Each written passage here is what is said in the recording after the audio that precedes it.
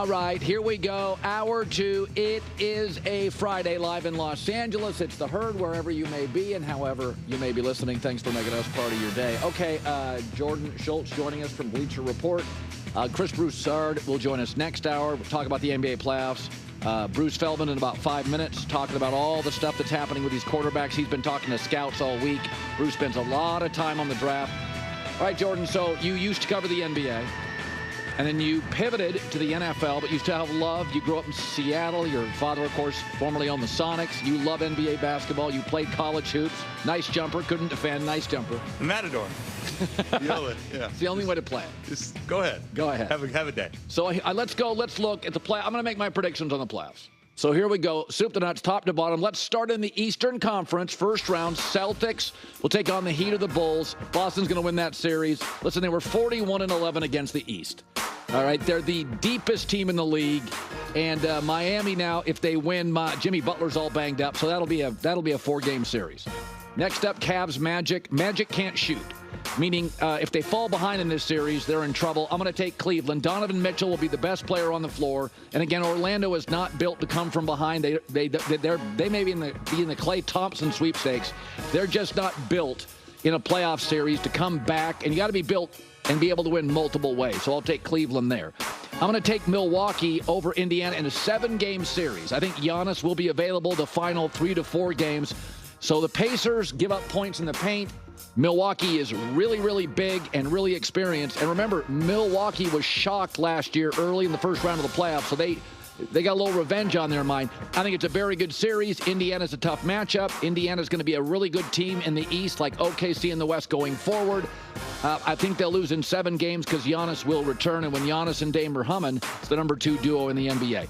So I'm in the minority here. I like the Sixers over the Knicks. I think New York is very Jalen Brunson dependent. And right now, the hottest team in the league is Philadelphia. And let's be honest, they were 32-8 when Embiid played. And they have a second star in Maxey.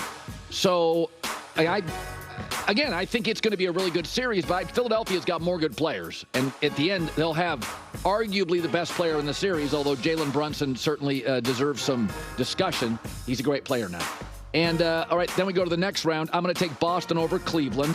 Again, easiest team. They average almost 5 more threes a game than Cleveland.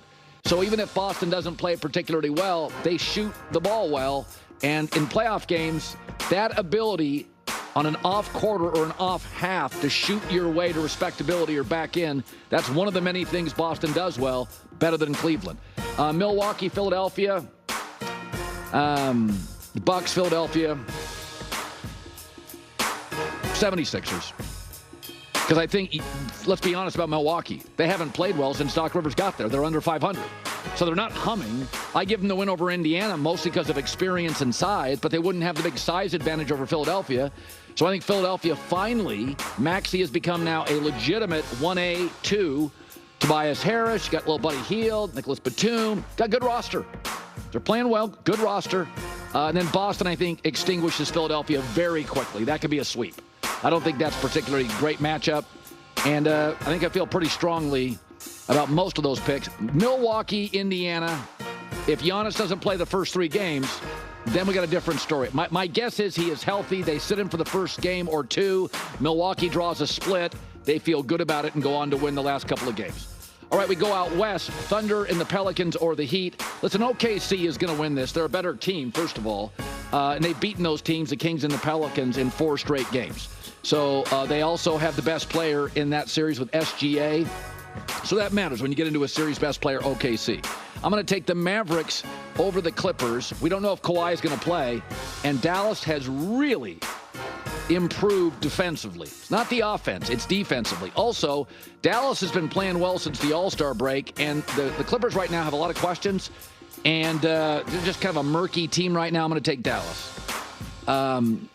T-Wolves, Suns, this is a tough one. I'm going to go Suns. They were 3-0 against the T-Wolves. They match up well. Listen, I get KD and Booker, and Beal has played his best basketball of the season late. Grayson Allen, not that he had a renaissance, but has been better than we all thought off the bench. I think they're going to shoot their way. I like Ant. Ant's not a great shooter. He's a great scorer. So I think the shooting The perimeter excellence here, they beat them 3 times this year. I'll go Suns. That's an interesting series. Lakers, Denver. I think the Lakers match up with them, but the best player in the series is going to be Jokic. And who are we kidding here? They were 3-0 against the Lakers. In fact, let me check here. They've won 8 straight against the Lakers. Most of them have been close. But an older Laker team with high altitude, nope. I'm going to take him in 5, Denver. Let's go back to the top. I'm going to take Dallas over OKC. The reason being, Luka's having his best defensive season, and the Thunder are, they're just too young. Second least experience in the NBA playoffs. Could be a very fun series. I think Indiana in the East and Oklahoma City in the West are going to have a great 6-7 years. I just don't think they're quite ready yet. And outside of the bubble season, young teams can struggle in the playoffs. Suns Denver is interesting. I think Phoenix can give Denver some issues, and they'll shoot their way to a couple of wins. But in the end, I'm going to take Denver. Best player on the floor is Jokic. But I will say, Bradley Beal and Grayson Allen's emergence makes this really tasty. And remember, the Suns had a very tough late-season schedule, and they aced it. So Phoenix is healthy. Beal's finally playing great. Phoenix-Denver is tasty. That's a 6-gamer, and Phoenix shoots their way to a couple of wins. I'm going to take Denver over Dallas. I just think overall they're the better team. A big argument there. Again, entertaining. I think Phoenix, though, may give Denver more trouble than Dallas because of matchups. And then we have the Nuggets and the Celtics in the finals. The deepest team in Boston. To me, the greatest player in the world in Jokic. I think it is a 6-game series. I'll take Denver. And again, what I'm really interested in, Giannis's health. I think my big takeaways, Philadelphia finally delivers. They got the right coach, Nick Nurse. Embiid is mostly healthy. So Philadelphia, in a really weak middle down Eastern Conference, finally answers a lot of the critics. They've been playing well. I think Daryl Morey's built a roster with some depth and a second star. I worry about Giannis's health. The Knicks are a better story, in my opinion, than a team. And in the West, Phoenix is the wild card.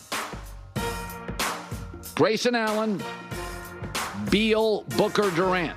Those guys can all hit a 3, and there'll be nights when they're all hitting 3s.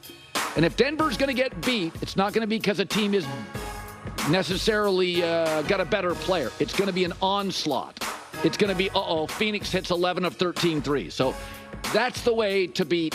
And that's why Boston has a shot against Denver, because Boston can hit 3s. They can get hot. So there's my... Wow. And there's not a lot of gambles here. Right? You were chalk heavy. But I will say the Phoenix. You like Phoenix. Last 9-10 games of the year. Look who they played. Good teams, played well. And, when Grayson Allen came over, everybody was like, whatever. That ended up being more substantial than people think. He got a huge deal, and they put Beal a little bit more at the point, which has helped him. Phoenix is tough. All right, let's bring him on. Bruce Feldman covers everything except the NBA.